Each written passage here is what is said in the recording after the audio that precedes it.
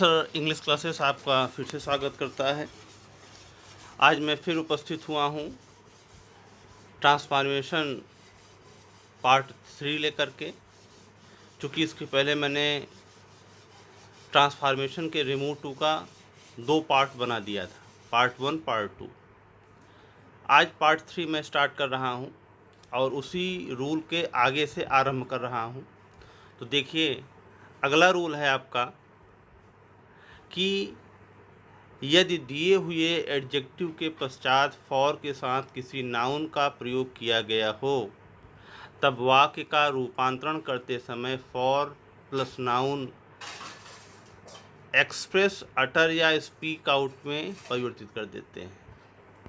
अर्थात कि जब हम चेंजेस करने लगते हैं तो जो फॉर प्लस नाउन दिया रहता है उसके स्थान पर एक्सप्रेस, अटर या स्पीक आउट लगा देते हैं। ये तीनों वर्ब्स हैं। इन तीनों का एक ही मतलब होता है, व्यक्त करना। एक्सप्रेस माने भी, अटर माने भी, स्पीक आउट माने भी। अब देखिए कैसे इनको हम चेंजेस करते हैं, उसको ध्यान से देखिएगा। सेंटेंस है he is too dejected for words. Dejected का मतलब हुआ दुखी। इसका अर्थ निकल रहा है हिंदी में कि वह इतना दुखी है शब्दों के लिए। तो एग्ज़ाम में कुछ ऐसे ही क्वेश्चन आएंगे और आपसे कहा जाएगा कि इसे रिमूव टू में चेंज करिए। तो जब फॉर के साथ कोई नाउन आ रहा हो तो जनरली हम उनके साथ इन 3 क्रियाओं का प्रयोग करते हैं। तो जब चेंजेस करेंगे तो कैसे हो जाएगा कि ही इज़ सो। अब देखिए यहाँ पे हमने टू का सो कर दिया, डिजेक्टेड हमारा ऐसे ही रहा, फॉर पर प्लस वर्ड्स हटा दिया, कंजंक्शन हमने दैट लगा दिया। दैट के पश्चात यहाँ जो ही सब्जेक्ट था, यहाँ सब्जेक्ट हमने कर दिया। सेंटेंस प्रेजेंट टेंस का है तो हमने कैन नॉट लगा दिया। फिर वर्ब जो है एक्सप्रेस, चाहे एक्सप्रेस लगाइए या अटर लगाइए या स्पीक आउट लगाइए। इन तीनों क्रियाओं में से कोई एक क्रिया आप लगा सकते हैं। एक्सप्रेस, फिर है एक्सप्रेस इट इन वर्ड्स। इसका मतलब हुआ कि वह इतना दुखी है कि वह इसे शब्दों में व्यक्त नहीं कर सकता, अर्थात कि वह अपने दुख को शब्दों में व्यक्त नहीं कर सकता। अब यहाँ पर इट इन वर्ड्स हमने सेंटेंस के भाव के अनुसार अप्लाई किया है। तो ही is so dejected that he can not express it in words. दूसरे तरीके से भी हम इसको चेंज कर सकते हैं, ट्रांसफॉर्म कर सकते हैं कि he is so dejected that it can not be expressed by him in words. ये पैसिव से बन गया आपका। अब देखिए यहाँ पर जो इट है ये ऑब्जेक्टिव केस में है, तो इसको हमने यहाँ पे नॉमिनेटिव केस में लाया। कैन नॉट हमारा उसी प्रकार रह गया और कैन नॉट के पश्चात हमने क्या लगा दिया, बी लगा दिया। एक्सप्रेस की थर्ड फॉर्म एक्सप्रेस्ड हो गया, बाई अप्लाई कर दिया।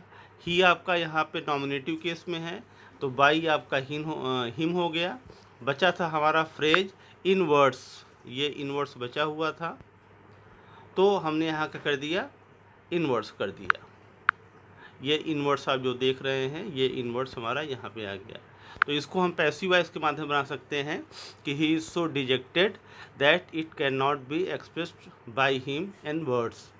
तो इस तरीके के वाक्य यदि आते हैं तो उनको हम एक्सप्रेस, अटर या स्पीक आउट के माध्यम से बनाते हैं और उसको हम एक्टिव वॉइस तथा पैसिव वॉइस दोनों तरीके से बना सकते हैं। अब हम बढ़ते हैं अगले एग्जाम्पल की तरफ। अगला एग्जाम्पल आपका है boys are too hilarious for tears. Hilarious माने होता है प्रसन्न या खुश। फॉर टीयर्स का मतलब आंसुओं के लिए, अर्थात कि लड़के इतने प्रसन्न हैं आंसुओं के लिए। अर्थात कि कभी कभी इंसान ज़्यादा खुश होने पर भी उसकी आंखों से आंसू गिर जाते हैं। कुछ ऐसे ही सेंस लगाया गया है, सेंटेंस बनाया गया है जिसको चेंजेस देखिए। Changes, boys are so, too का यहाँ पे सो हो गया। हिलेरियस हमारा उसी प्रकार हो गया। कंजंक्शन यहाँ पे दैट लग गया। बॉयज़ यहाँ पे हमारा नाउन है तो उसका प्रोनाउन यहाँ पे हमने दे लगा दिया। आर प्रेजेंट टेंस में है तो कैन नॉट का प्रयोग किया गया और वर्ब रखा गया अटर।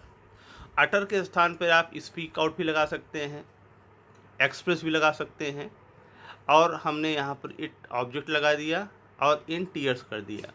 इसका सेंस यह हुआ कि लड़के इतने खुश हैं कि वे इसे आंसुओं में व्यक्त नहीं कर सकते, अर्थात कि वे अपने खुशी को आंसुओं में व्यक्त नहीं कर सकते। तो यहाँ पर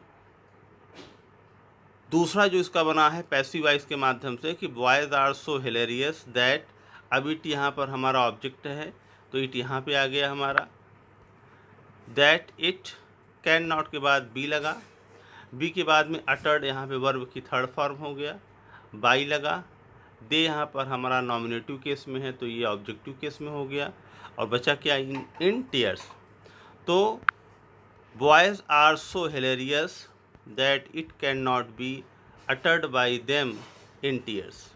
तो इस तरीके के सेंटेंस भी एग्ज़ाम में पूछे जाते हैं और इनको आप वीडियो को पास करके बड़े ही अच्छी तरीके से समझते जाइएगा। कोई भी प्रॉब्लम हो तो आप कमेंट के माध्यम से पूछ सकते हैं।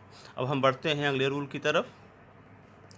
अगला रूल हमारा है कि यदि वाक्य में केवल एडवर्ब टू का प्रयोग किया गया हो और टू का प्रयोग न हो, तब वाक्य का रूपांतरण करते समय TOO के स्थान पर ओवर, एक्सट्रीमली या बियॉन्ड द प्रॉपर लिमिट का प्रयोग करते हैं। अब देखिए इस नियम में यह बता रहा है कि जैसे कि सेंटेंस में दिया है टी इज़ टू हॉट, यहाँ पे देखिए केवल टू दिया हुआ है और ये टू आपका नहीं दिया हुआ है, तो उसके लिए नियम बना है कि अगर केवल एडवर्ब टू आ रहा हो और TO का प्रयोग न हो तो उसके स्थान पे हम ओवर, एक्सट्रीमली या बियॉन्ड द प्रॉपर लिमिट का प्रयोग करते हैं। अब देखिए ऐसे वाक्य तीन तरीके से बनाया गया है। पेपर में ऐसे क्वेश्चन आ जाएगा टी इज़ टू हॉट, अब कहा जाएगा कि रिमूव टू में आप इसे बदलिए। तो कैसे बदलना है आपको? पहला हो गया टी इज़ ओवर हॉट, यानी कि टू के स्थान पे हमने ओवर लगा दिया।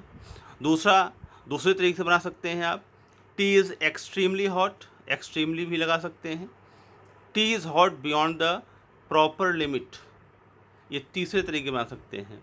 यानी कि आप तीनों में से किसी एक तरीके से इसका ट्रांसफॉर्मेशन कर सकते हैं। करना एक ही है एग्ज़ाम में, लेकिन जानते रहिए कि किस तरीके से होगा। अब कुछ अगला देख लीजिए, जैसे room was too chilled, chilled माने हुआ ठंडा, कमरा बहुत ही ठंडा था। एग्ज़ाम में क्वेश्चन ऐसे आएगा और कहा जाएगा कि आप रिमूव टू में चेंज करिए, तो आपको यही अप्लाई करना है। क्योंकि इसमें एक टू दिया है, दूसरा टू नहीं दिया है। इसके पहले जितना भी आप पढ़ते थे सब में TOO के साथ एडजेक्टिव के पश्चात TO दिया रहता था, तो आपको चेंज उसी प्रकार करना है कि room was over chilled too के स्थान पर, या रूम वाज एक्सट्रीमली चिल्ड, या room was chilled beyond the proper limit. क्योंकि ओवर, एक्सट्रीमली और बियॉन्ड द प्रॉपर लिमिट, इन तीनों का मतलब होता है ज़रूरत से ज़्यादा, सीमा से ज़्यादा। वही अर्थ TOO भी व्यक्त करता है। तो जब आप इसके स्थान पे तीनों में से कोई एक लगा देंगे तो इसका अर्थ भी वही निकलेगा जो क्वेश्चन में TOO का निकल रहा है। तो अब देखिए अगला, आइस इज़ टू कोल्ड, कि बर्फ़ बहुत ही ठंडा है। तो अब यहाँ पे देखिए आइस इज़ ओवर कोल्ड, या आइस इज़ एक्सट्रीमली कोल्ड, या ice is cold beyond the proper limit. तो यहाँ पर जब बियॉन्ड द प्रॉपर लिमिट का प्रयोग करेंगे तो beyond the proper limit last में आएगा और इस टू को हटा देंगे। लेकिन जब ओवर और एक्सट्रीमली का प्रयोग करेंगे तो ओवर और एक्सट्रीमली को जस्ट TOO के स्थान पर ही हम लगा देंगे। कुछ इस टाइप के भी एग्जाम्पल आते हैं, जैसे फादर इज़ टू वीक, तो आप उसको कंपैरेटिव डिग्री के माध्यम से बना सकते हैं। कैसे? Father is weaker than he should be, अर्थात कि पिताजी ज़्यादा कमज़ोर हैं अपेक्षा जितना कमज़ोर उन्हें होना चाहिए। तो आप इसको पिछले नियम से बना सकते हैं कि father is over weak, father is extremely weak, उससे बना सकते हैं। और ये थोड़ा सा हमने कंपैरेटिव डिग्री के माध्यम से बताया है कि यहाँ पर वीक का हमने वीकर कर दिया, कंजंक्शन देन लगा दिया, फादर का प्रोनाउन यहाँ पे ही रख दिया और प्रेजेंट टेंस होने की वजह से शुड भी लगा दिया हमने, जिसका हो गया कि father is weaker than he should be, कि पिताजी ज़्यादा कमज़ोर हैं अपेक्षा जितना कमज़ोर उन्हें होना चाहिए। दूसरा देखिए, मदर इज़ टू फैट, कि माता जी बहुत ज़्यादा मोटी हैं।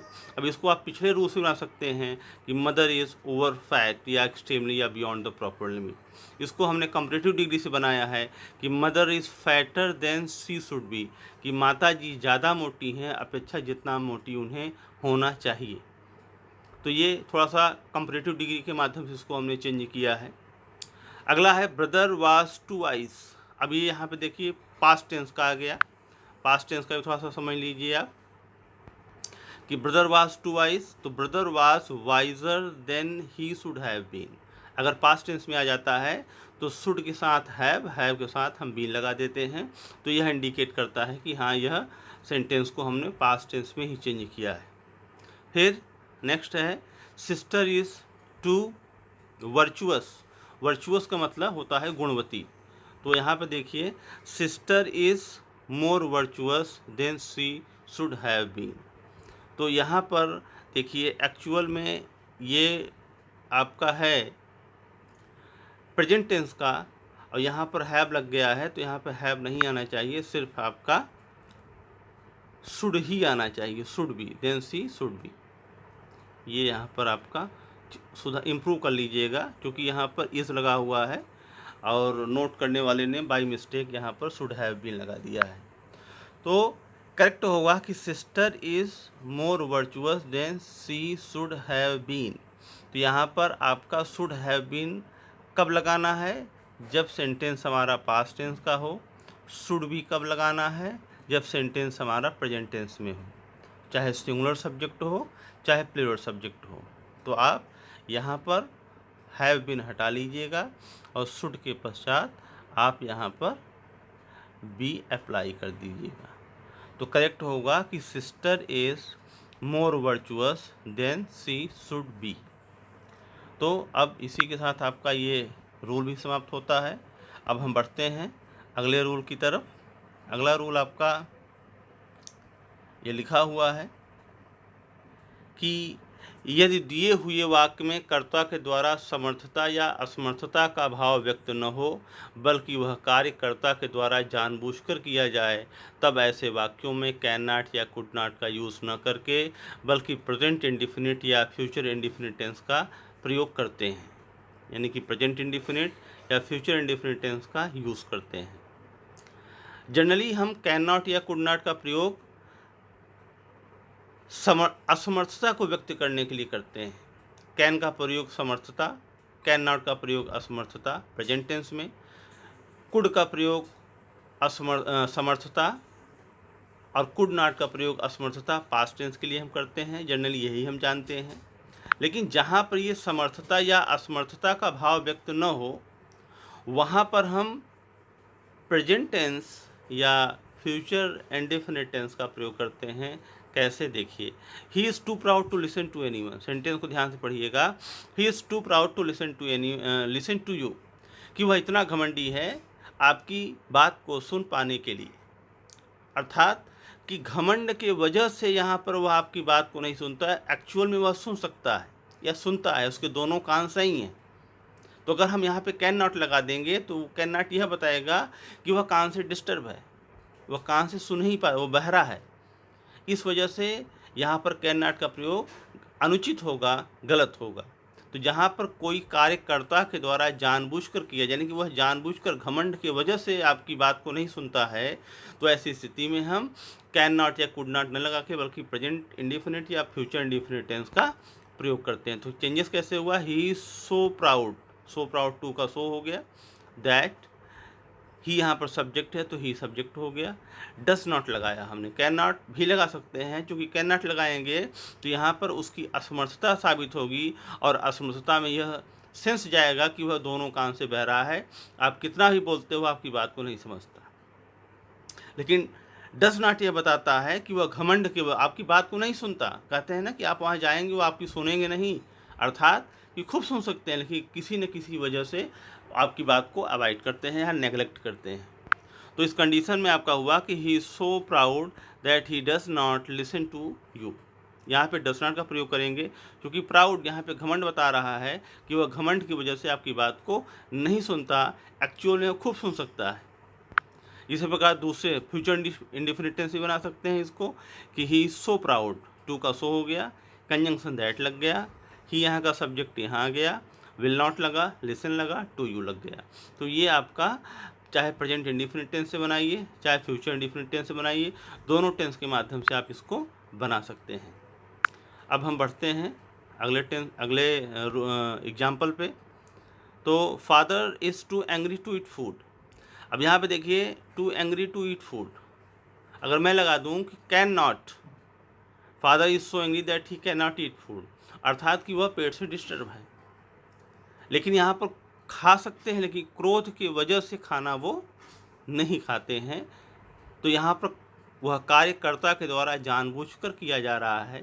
ऐसी स्थिति में हम प्रेजेंट इंडिफिनिट टेंस या फ्यूचर इंडिफिनिट टेंस का प्रयोग करते हैं। तो क्या होगा, father is so angry, too का सो हो गया, कंजंक्शन दैट लगा दिए, फादर नाउन है तो उनका प्रोनाउन क्या हो जाएगा, ही हो जाएगा।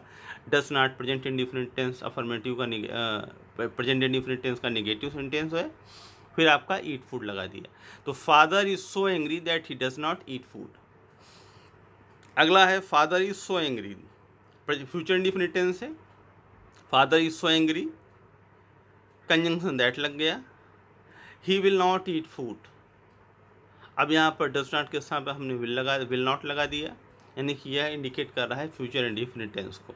तो अगर ऐसे सेंटेंस एग्जाम में पूछ लिए जाते हैं तो उनको हम पहले स्टडी करते हैं कि यह इसमें क्या कैन नॉट या कुड नॉट लगाना सही पड़ेगा या नहीं। जानने पर हम परफेक्ट रूल को अप्लाई करेंगे। तो अब हम बढ़ते हैं अगला कि mother is too happy to stay anywhere. उसी प्रकार इसको भी बना गया है कि mother is so happy, too का सो कर दिया गया, happy that she does not stay anywhere. Mother is so happy that she will not stay anywhere. ये भी एग्जाम्पल आपके पिछले एग्जाम्पल की ही तरह है। इसको भी हमने प्रेजेंट इंडिफिनिट टेंस और फ्यूचर इंडिफिनिट टेंस के माध्यम से बनाया है। तो अब आपका यहाँ पर ये रूल समाप्त हुआ और हम बढ़ते हैं अगले रूल की तरफ। अगला आपका ये सब भी रूल उसी प्रकार हैं, लेकिन अब हम आपको स्टार्ट कर बताते हैं इंसर्ट टू के बारे में। रिमूव टू यहाँ पर समाप्त होता है और यहाँ से हम उसी का दूसरा टॉपिक पढ़ा रहे हैं, इंसर्ट टू। इंसर्ट टू यहाँ पर हम इंसर्ट टू में जो भी टॉपिक है इसको हम इसी वीडियो में बता दे रहे हैं। इसमें थोड़े बहुत रूल्स हैं, क्योंकि सारे रूल्स इसमें जो हैं वो रिमूव टू के ही अप्लाई होंगे, जस्ट उल्टा होगा इसका। रूल समझते जाइएगा। इसके अंतर्गत सो के दिए होने पर टू तथा conjunction that, subject can not या कुड नॉट के स्थान पर टू का प्रयोग करते हैं। जस्ट इसका दूसरा पार्ट है ये। जैसे कि हम टू के स्थान पे सो करते थे, TOO के स्थान पे सो करते थे, तथा टू के स्थान पर conjunction that, subject can not या कुड नॉट अप्लाई करते थे। उसी प्रकार हम इसमें भी जस्ट उल्टा करेंगे, यानी कि जो प्रश्न था वो उत्तर बन जाएगा, जो उत्तर था वो प्रश्न बन जाएगा। दूसरा रूल है, यदि वाक्य निषेधात्मक हो तो उसे सकारात्मक में, तथा यदि वाक्य सकारात्मक हो तो उसे निषेधात्मक में कर देते हैं। तीसरा है, वाक्य का रूपांतरण करते समय आवश्यकता अनुसार वन या नन को हटा देते हैं। वाक्य का रूपांतरण करते समय आवश्यकता अनुसार वन या नन को हटा देते हैं। तो ये बहुत ही आसान है इंसर्ट टू आपका।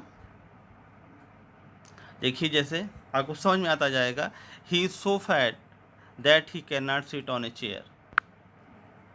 तो अब देखिए, he is too fat to sit on a chair. यहाँ पे क्या कर दिया हमने, सो के स्थान पे टू लगा दिया, और that he can not seat, that he can not के स्थान पे हमने टू लगा दिया। जस्ट उल्टा। एग्ज़ाम में ऐसे आएगा क्वेश्चन, एग्ज़ाम में आपका ऐसे ही क्वेश्चन आएगा और पूछा जाएगा कि he is so fat that he can not sit on a chair. इसको आप इंसर्ट टू करिए। इंसर्ट का मतलब हुआ लगाना, तो जस्ट उल्टा कर देना है, क्योंकि ये पिछले वाले पार्ट में क्या था, आंसर होता था, अब इसमें क्या है, ये क्वेश्चन बन गया है। तो हमने क्या किया, सो के साथ पे टू लगा दिया, दैट ही कैन नॉट के साथ पे टू लगा दिया, तो he is too fat to sit on a chair.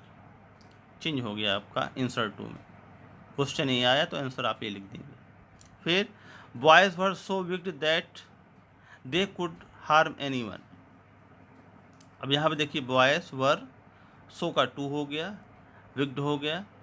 अब यहाँ पे देखिए कुड के साथ नॉट नहीं लगा है, तो नॉट टू हार्म एनीवन। बस यही हमें ध्यान रखना होगा कि कुड के साथ नॉट ना हो तो नॉट लगा देंगे, कुड या कैन के साथ नॉट लगा हुआ हो तो हटा देंगे। जहाँ पे देखिए कुड के साथ नॉट नहीं लगा हुआ है तो हमने नॉट अप्लाई कर दिया है। तो बॉयज़ वर, सो का टू हो गया, विक्ड हो गया, दैट दे कुड के सामने नॉट टू कर दी, हार्म एनीवन। ये हमारा चेंजेस बन गया। अब देखिए अगला है, the device is so heavy that one can not carry it ahead. अब यहाँ पे देखिए एग्जाम में क्वेश्चन ऐसे आएगा, so heavy that one can not carry. अब कहेगा कि इसको आप इंसर्ट टू में चेंज करिए। इंसर्ट का मतलब लगाना।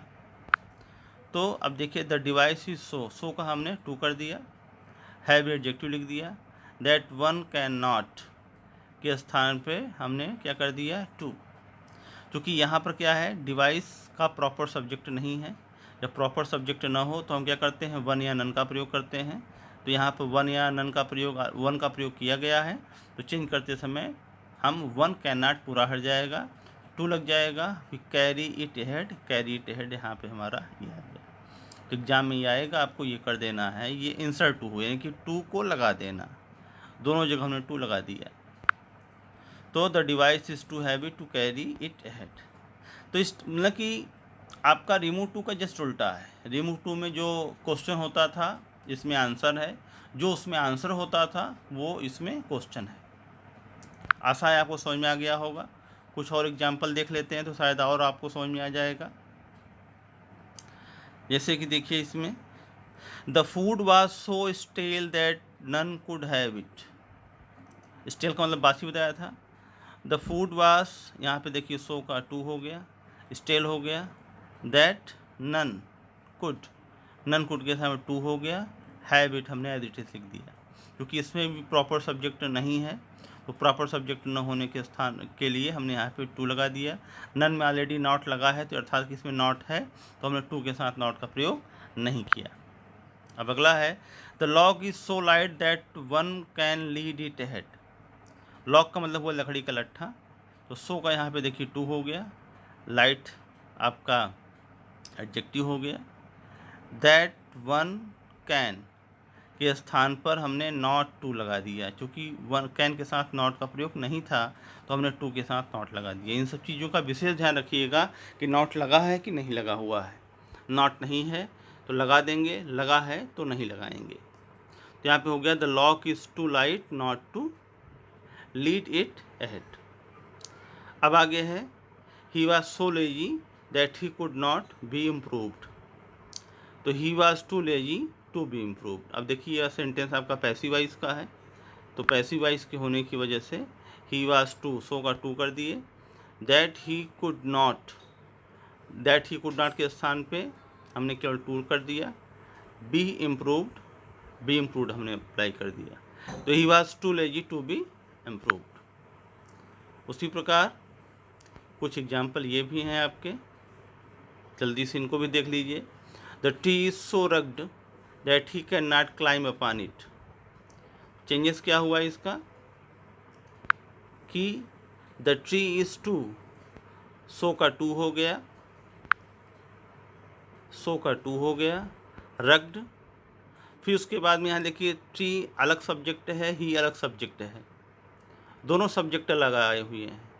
तो यानी कि इस सब्जेक्ट को हमें फॉर के साथ अप्लाई करना है, for him to climb upon it, कि वृक्ष इतना भद्दा था, खुरदुरा था, उसके लिए, इस पर चढ़ पाने के लिए। तो यहाँ पर इस ही को हम फॉर के साथ, हिम के साथ बना देंगे, क्योंकि इसका रूल हमने रिमूव टू में बताया हुआ था कि अगर कोई भी सब्जेक्ट आ रहा हो, फॉर के साथ कोई ऑब्जेक्टिव केस हो, तो वह बदल करके सब्जेक्टिव केस में हो जाता है। तो यहाँ पे देखिए ही अलग सब्जेक्ट है, ट्री यहाँ पे अलग सब्जेक्ट है, तो इस सब्जेक्ट को हमें फॉर के साथ ही लिखना होगा, क्योंकि ऑलरेडी यहाँ पे सब्जेक्ट ट्री अलग है। तो ये आपका बन गया कि the tree is too rugged for him to climb upon it. उसी प्रकार अगला है, peoples were so skilled that they could pass any level. तो यहाँ पर peoples were too skilled, so का टू हो गया, दैट दे कुड पास हो गया। फिर यहाँ पर कुड के साथ नॉट का प्रयोग नहीं दिया हुआ है, तो हमने देखिए नॉट का प्रयोग कर दिया, not to pass any level. अब अगला क्वेश्चन है, the question is so easy that they could attempt it. तो सो का यहाँ पे देखिए टू हो गया, इजी एडजेक्टिव है। अब यहाँ पे दे और क्वेश्चन अलग अलग सब्जेक्ट हैं, तो इसको भी इसी प्रकार हम बनाएंगे जैसे कि इसको बनाए हैं। तो दे आपका फॉर देम हो जाएगा, कुड के साथ देखिए नॉट का प्रयोग नहीं है, तो नॉट टू कर दिए, बचा था आपका अटेम्प्टेड, तो अटेम्प्ट कर दिए। तो आपका हो गया, the question is too easy for them not to attempt it. फिर आपका है, the paper was so hard that it could not be solve by her. The paper was so hard that it could not be solve by her. तो यहाँ पे देखिए, the paper was too hard to be solve by her. क्या किया, so का too कर दिया, that it could not B, यहाँ पे दैट इट कुड नॉट के स्थान पे हमने टू लगा दिया, बी ऑलरेडी लगा हुआ है, solve by her, solve by हर। उसी प्रकार आपका हो गया। तो यहाँ पे देखिए कि the paper was too hard to be solve by her. तो ये रहा आपका इंसर्ट टू। इंसर्ट टू में इस टाइप के क्वेश्चंस आते हैं, लेकिन ज़्यादातर रिमूव टू के ही क्वेश्चन पूछे जाते हैं। फिर भी आप इंसर्ट टू के क्वेश्चंस जानते रहिए कि अगर इंसर्ट टू का भी क्वेश्चन एग्जाम में आ गया तो इसको हमें इस तरीके से करना है, क्योंकि यह जस्ट उल्टा है। रिमूव टू में जो आंसर होता है इसमें आपका क्वेश्चन बन जाता है, और उसमें जो क्वेश्चन होता है इसमें आंसर बन जाता है। तो अब इसी के साथ हम यह वीडियो समाप्त करते हैं। अब हम मिलते हैं ट्रांसफॉर्मेशन में अगले स्टेप में, अगले रूल के साथ, अगले स्टेप के साथ, और देखिए आप हमारी अगली वीडियो।